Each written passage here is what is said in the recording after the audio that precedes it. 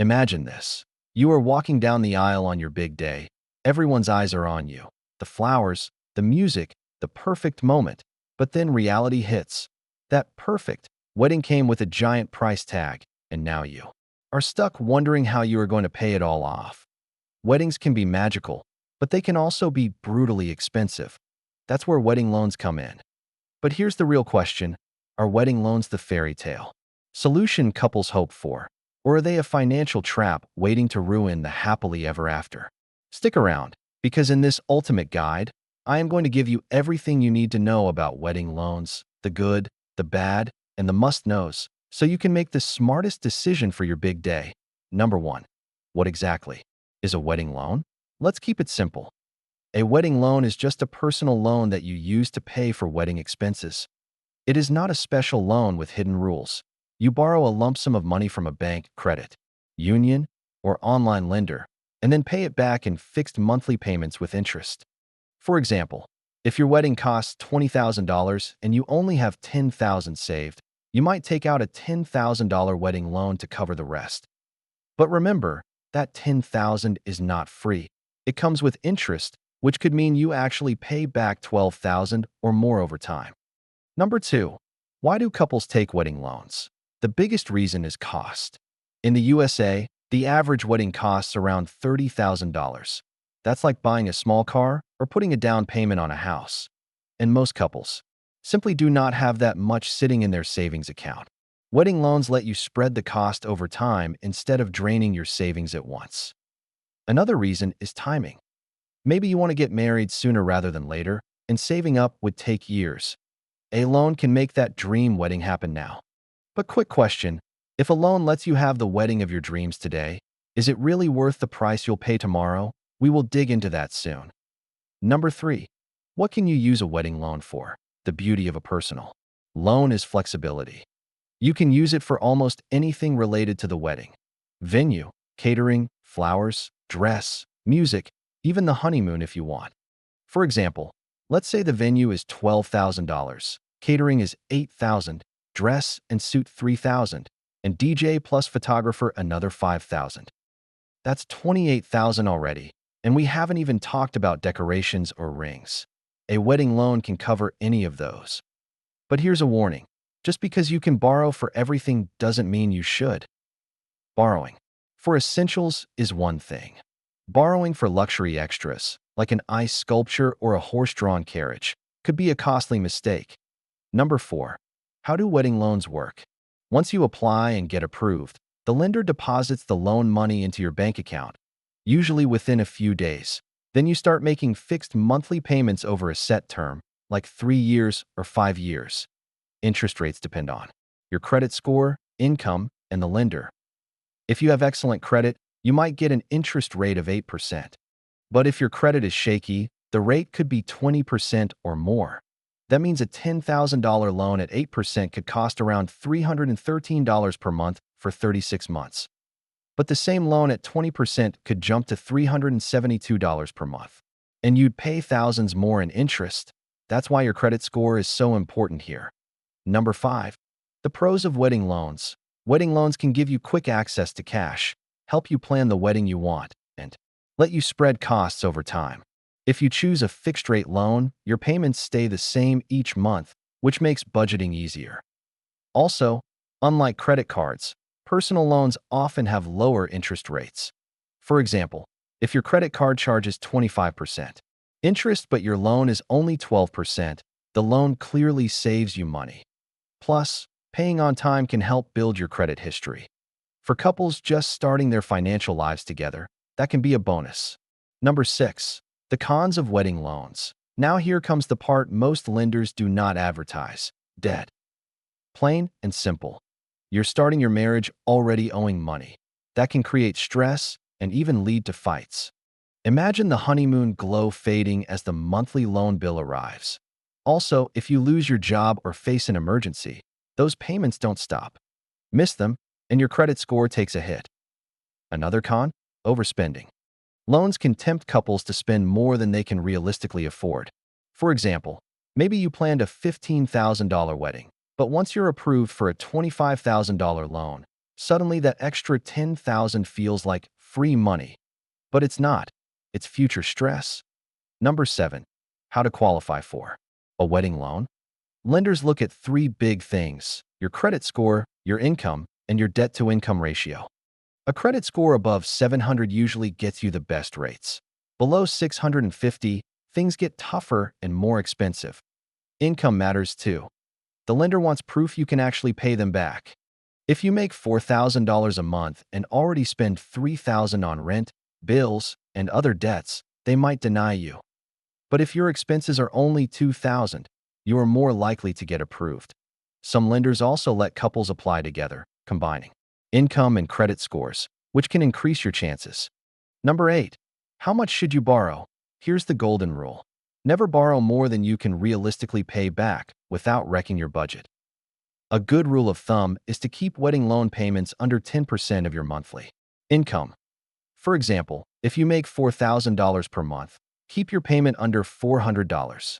Borrowing beyond that risks financial stress. And always consider the total cost, not just the loan amount. A $15,000 loan with interest could easily turn into $18,000 or $19,000 by the time you are done. Number 9. Alternatives to wedding loans. Here's where it gets interesting. You do not have to borrow at all.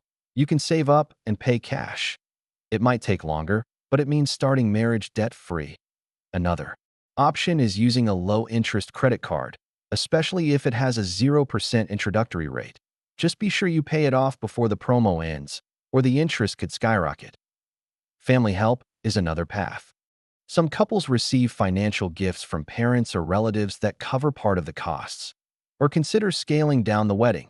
Smaller guest list, simpler venue, DIY decorations. For example, instead of a $30,000 ballroom wedding, maybe you choose a $10,000 outdoor wedding and save $20,000. That's $20,000 less debt to carry. Number 10. Smart tips if you do take a wedding loan. If you decide a wedding loan is right for you, do it smart. Shop around. Compare lenders, interest rates, and fees. Even a difference of 2% in the interest rate can save you thousands. Read the fine print for hidden fees like origination charges or prepayment penalties.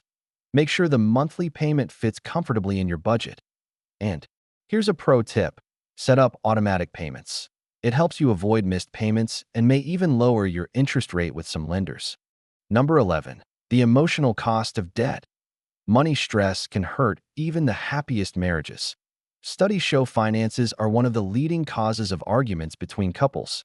Imagine planning your future together, but every month you are arguing about how to pay off the loan. That's not the start anyone wants. Ask yourself this: do you want to remember your wedding as the happiest day of your life, or as the day that started years of debt stress? Number 12. Should you get a wedding loan? Here's the truth: there is no one-size-fits-all answer. If you have a solid income, good credit, and a clear repayment plan, a wedding loan can work. But if you are already drowning in debt or living paycheck to paycheck, adding a wedding loan is like pouring gasoline on a fire. Sometimes, the smartest move is to wait, save, and plan a wedding that fits your budget, even if it is smaller or simpler. Because at the end of the day, the wedding is just one day. The marriage is for life. Number 13. Hidden fees you must watch out for. Many wedding loans come with something called an origination fee. This is a processing fee that lenders charge just for giving you the loan. It can be anywhere from 1% to 8% of the loan amount. For example, if you borrow $20,000 and the fee is 5%, you immediately lose $1,000 to fees before you even start planning your wedding. Some lenders also charge prepayment penalties, meaning if you try to pay off the loan early, they still hit you with extra charges. Always check the fine print so you don't get blindsided. Number 14. How wedding loans affect your credit score. When you apply for a wedding loan, lenders do a hard credit check. This can lower your score slightly, usually by a few points. But once you start making payments, things can go either way. If you pay on time every month, your score can actually improve. But if you miss payments or default, your score can drop significantly. For example, a couple who borrowed $15,000 and missed 3 payments ended up with a credit score drop of over 70 points. that can affect future goals like buying a house or car. Number 15. The psychological trap of easy money. Taking out a loan feels exciting at first. Suddenly, you have thousands of dollars to spend. It can almost feel like free money. But that illusion can lead to overspending. Couples often start upgrading everything. Bigger venue, fancier dress, more expensive flowers. Before you know it, the loan isn't covering what you planned. It's funding extras you never intended to buy. Remember, every yes you say to an upgrade today is an extra bill you'll be paying for years. Number 16. The difference between secured and unsecured loans. Most wedding loans are unsecured. That means they don't require collateral like your car or house. But some lenders offer secured loans, where you back the loan with an asset. The advantage is you might get a lower interest rate. The risk is huge, though. If you can't pay, you could lose your car or even your home. For beginners, unsecured loans are safer, but they usually come with higher interest rates. Always weigh the trade-off carefully. Number 17. The impact on future financial goals. Taking a wedding loan doesn't just affect your wedding. It can also affect what you can afford afterward. For example, if your loan payment is $400 per month, that's $400 less you can save for a down payment on a house, or for starting a family, or even for an emergency fund. Over 3 to 5 years, that's thousands of dollars that could have gone into investments or savings. This is why many financial planners say, don't let one day ruin your next 5 years. Number 18. How to protect yourself from loan scams. The wedding industry is big business, and so is lending. Unfortunately, scammers know couples are emotional and willing to spend. Some fake lenders promise quick approval, no credit check, and low rates. They lure you in, collect fees up front, and disappear. A safe lender never asks for upfront payments before giving you the loan. Always research the company, check reviews, and confirm they are registered with financial authorities. If something sounds too good to be true, it usually is. Number 19. Personal loan versus wedding loan branding. Here's a little secret. The term wedding loan is often just a marketing trick. Lenders rebrand regular personal loans as wedding loans to attract couples, but the terms, interest rates, and rules are usually the same as any personal loan.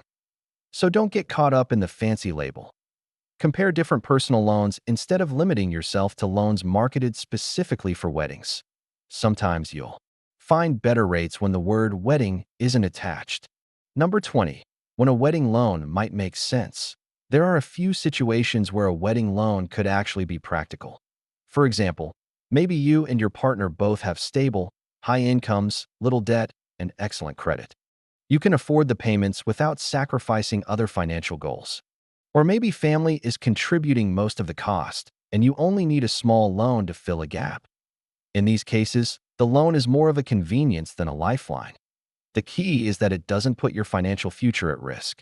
Your wedding day should be filled with joy, not hidden regrets. A wedding loan can be a tool, but like any tool, it depends on how you use it. Borrow wisely, plan carefully, and never let debt ruin your happily ever after. Now I want to know what you think. Would you ever consider taking a wedding loan? Or would you rather wait and save for your big day? Share your thoughts below. I would love to hear your take.